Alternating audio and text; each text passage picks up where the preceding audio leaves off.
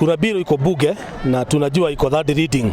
Tungetaka hatukuhusishwa wakati hiyo bill ilikuwa inaendelea ya kuongeza mkulima kodi ya 0.8 ambalo ikiwekewa mwenye kuuza majani. Sasa inafaa mwenye kununua majani ananunua majani ya bei rahisi, hawezi nunua ile majani ya standard, alafu ananunua yetu kidogo, ana bread.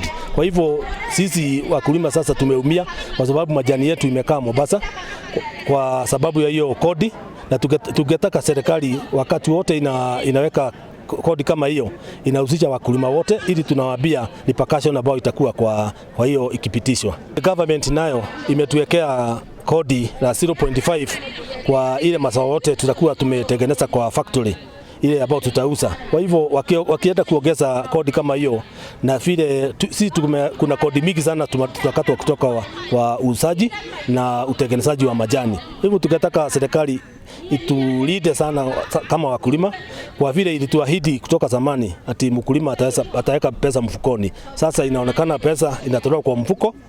Tungetaka serikali tuangalie na itulinde kwa mambo ya majani. Wale wabunge wako kwa area za majani, tungetaka wakuje kwa mashinani, waongee na wakulima ili wajue hasa mambo ya majani vile inaendelea na zile kodi tunakatwa, ili wajue. Wale wanaongea kati yao tulikuwa tumefuatilia, wengi wao hawakuwa wametoka area za majani, kwa hivyo wajui ile shida mkulima anakuaga naye.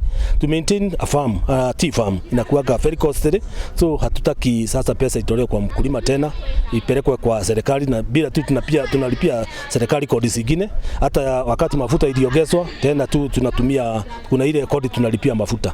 Wakati barabara ilikuwa imejengwa na ilikuwa imejengwa na mikono. Sasa ulikuwa unaona watu wakipiga gurumana kwa barabara kutengeneza na mikono na haiwezi dumu, kwa sababu ile magari inapitia hapo hawakuwa wameangalia ni aksori ya gari gani inapitia huko. Kwa hivyo tungetaka hizi barabara itengenezwe kwa standard ambayo hata lori zile zinabeba majani kutoka factory kwenda Mombasa ni lori kubwa. Kwa hivyo tungetaka barabara ambayo itadumisha standard ya juu. Tuseme Kagwe Tea Factory imekuwa na changamoto kwa barabara. Tunachukua majani kutoka Gatodo South, tumepakana na Gatodo South baada yetu ya mwisho, na baada hii tumepakana na factory inaitwa Kabag.